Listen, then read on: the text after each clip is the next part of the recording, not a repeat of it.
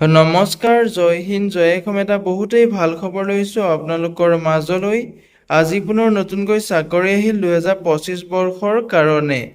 যিহেতু grade 3 grade 4 লেভেলৰ পোষ্টসমূহ দেখিবলৈ পাব। এই পোষ্টসমূহত যদি আপুনি ইণ্টাৰেষ্টেড হয়, এলিজিবল হয়, আবেদনসমূহ কৰি ল'ব পাৰিব। পোষ্টসমূহৰ ক্ষেত্ৰত আবেদন কৰিবলৈ বয়সৰ সময়সীমা কিমান লাগিব, অৰ্হতা কিমান বিচাৰিছে, লগতে প্ৰতিটো পোষ্টৰ ক্ষেত্ৰত চিলেকশ্যন প্ৰচিডিউৰটো কেনেধৰণৰ হ'ব, সম্পূৰ্ণ তথ্য এই ভিডিঅ'টোত আলোচনা কৰিম। ভিডিঅ'টো শেষলৈকে চাই যাব, অলপো স্কিপ নকৰাকৈ। যদি ভিডিঅ'টো চাই ভাল পায় তেনেহ'লে এটা লাইক কৰিব, আৰু মোৰ চেনেলটোলৈ যদি প্ৰথমবাৰৰ কাৰণে আহিছে তেনেহ'লে চেনেলটো ছাবস্ক্ৰাইব কৰিবলৈ নাপাহৰিব। লগতে ভিডিঅ' ডেছক্ৰিপশ্যনত মই হোৱাটছএপ চেনেল, ফেচবুক পেজৰ লিংক দিছোঁ, তাতো গৈ আপোনালোকে ফ'ল' কৰি ল'ব, যাতে প্ৰতিদিনে জবৰ আপডেটসমূহ সকলোতকৈ আগতীয়াকৈ পাই থাকিব পাৰে। লগতে ভিডিঅ'টো সকলো বন্ধু-বান্ধৱীলৈ শ্বেয়াৰ কৰি দিব, যাতে সকলোৱে জবৰ আপডেটসমূহ প্ৰতিদিনে পাই থাকিব পাৰে। যিহেতু এতিয়া দেখিবলৈ পাইছে, বেংক অৱ বৰোদা ৰিক্ৰুটমেণ্ট 2025ৰ ফালৰ পৰা 417টা মেনেজাৰ এণ্ড অফিচাৰ পোষ্ট মুকলি হৈছে। মেনেজাৰ এণ্ড অফিচাৰ পোষ্টসমূহ যদি আপুনি আবেদন কৰিম বুলি ভাবিছে, আবেদন কৰিবলৈ আপোনাৰ বয়সৰ সময়সীমা কিমান লাগিব, কিমান এপ্লিকেশ্যন ফিজ কাটিব লাগিব, সম্পূৰ্ণ তথ্য কৈ গৈছোঁ। ভিডিঅ'টো শেষলৈকে চাব, অলপো স্কিপ নকৰাকৈ। যিসমূহ পোষ্ট মুকলি হৈছে বেংক অৱ বৰোদাৰ ফালৰ পৰা, পোষ্টসমূহৰ লাষ্ট ডেটটো আপুনি 26 আগষ্টৰ তাৰিখলৈকে লাষ্ট ডেটটো দেখিবলৈ পাব। ইয়াতে লিখা আছে, bank of Baroda has release an employment notification for the recruitment of 417 manager and officer post. যিহেতু 417টা মেনেজাৰ আৰু অফিচাৰ পোষ্ট মুকলি হৈছে বেংক অৱ বৰোদাৰ ফালৰ পৰা। পোষ্টসমূহ যদি আপুনি ইণ্টাৰেষ্টেড হয়, এলিজিবল হয়, আবেদনসমূহ কৰি ল'ব পাৰিব। ভিডিঅ' ডেছক্ৰিপশ্যনতে মই আবেদনৰ লিংক দিম, তাতে গৈ আপুনি আবেদনসমূহ কৰি ল'ব পাৰিব। ইয়াতে বেংক অৱ বৰোদা ৰিক্ৰুটমেণ্ট 2025ৰ অভাৰভিউটো হৈছে আপোনাৰ মেনেজাৰ পোষ্টৰ ক্ষেত্ৰত, যিখিনি মেনেজাৰ চেলছৰ আছে, টোটেল পোষ্ট আছে আপোনাৰ 227টা পোষ্ট দেখিবলৈ পাব। এই পোষ্টসমূহৰ ক্ষেত্ৰত আপোনাৰ বয়সৰ সময়সীমাটো 24 বছৰৰ পৰা 34 বছৰ বয়সলৈকে আবেদন কৰিব পাৰিব। লগতে আপোনাৰ এডুকেশ্যন কোৱালিফিকেশ্যনটো mandatory of graduation in any discipline. আপোনাৰ গ্ৰেজুৱেশ্যনটো কমপ্লিট থাকিব লাগিব, তেতিয়াহে আপুনি পোষ্টসমূহত আবেদন কৰিব পাৰিব। লগতে আপোনাৰ প্ৰেফাৰেডটো আপোনাৰ MBA PGDM in marketing, sales, বেংকিঙত আপোনাৰ প্ৰিফাৰেঞ্চ থাকিব লাগিব, তেতিয়াহে আপুনি পোষ্টসমূহত আবেদন কৰিবলৈ ইলিজিবল হ'ব। লগতে আপোনাৰ যদি পোষ্ট কোৱালিফিকেশ্যন এক্সপিৰিয়েঞ্চটো আছে, 3 বছৰকৈ যদি আপুনি এক্সপিৰিয়েঞ্চ আছে in sales in banking and financial ইনষ্টিটিউশ্যনত যদি আপোনাৰ এক্সপিৰিয়েঞ্চ আছে, তেতিয়া আপুনি পোষ্টসমূহত আবেদন কৰিবলৈ ইলিজিবল হ'ব।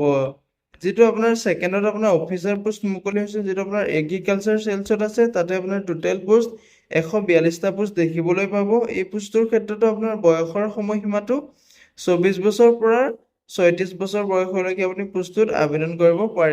এডুকেশ্যন কোৱালিফিকেশ্যন আপোনাৰ এই পোষ্টটোৰ ক্ষেত্ৰতো লাগিব, ডিগ্ৰীটো আপোনাৰ কমপ্লিট কৰি থ'ব লাগিব। 4 বছৰীয়া যিটো আপোনাৰ ডিগ্ৰী আছে, BA BSc BCom আছে, আপুনি কমপ্লিট কৰি থ'ব লাগিব। In agriculture, sericulture, animal husbandry, veterinary science, dairy science, fishery science, এই ছাবজেক্টসমূহত আপোনাৰ গ্ৰেজুৱেশ্যনটো থাকিব লাগিব, তেতিয়াহে আপুনি পোষ্টসমূহত আবেদন কৰিবলৈ ইলিজিবল হ'ব। লগতে আপোনাৰ প্ৰিফাৰেলটো আপুনি যিহেতু গম পাইছে, আপুনি পোষ্ট কোৱালিফিকেশ্যনটো 1 year আপোনাৰ কোৱালিফিকেশ্যন থাকিব লাগিব, তেতিয়া আপুনি পোষ্টসমূহত আবেদন কৰিবলৈ ইলিজিবল হ'ব।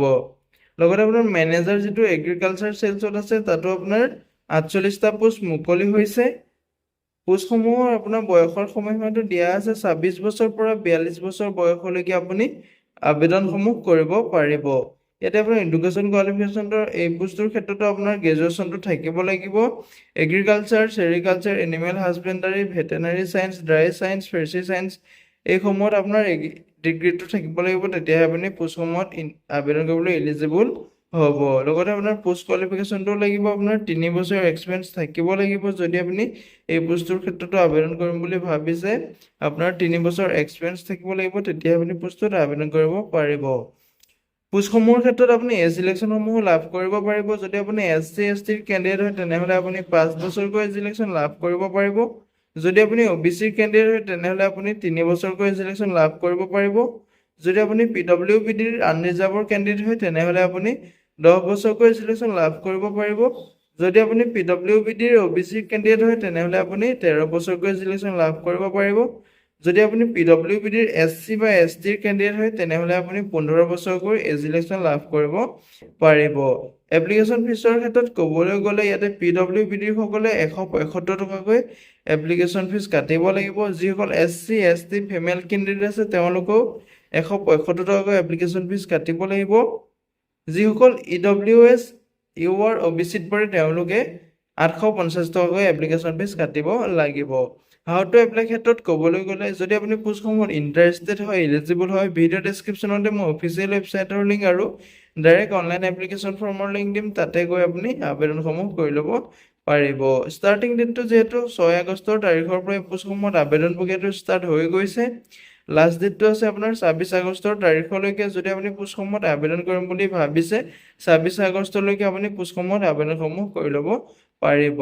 আজিলৈ ভিডিঅ'টো ইমানেই আছিলে। যদি ভিডিঅ'টো চাই ভাল পালে এটা লাইক কৰিব আৰু মোৰ চেনেলটোলৈ যদি প্ৰথমবাৰৰ কাৰণে আহিছে তেনেহ'লে চেনেলটো ছাবস্ক্ৰাইব কৰিবলৈ নাপাহৰিব। লগতে ভিডিঅ'টো সকলো বন্ধু বান্ধৱীলৈ শ্বেয়াৰ কৰি দিব যাতে সকলোৱে জবৰ আপডেটসমূহ পাই থাকিব পাৰে। জয় হিন্দ, জয় অসম।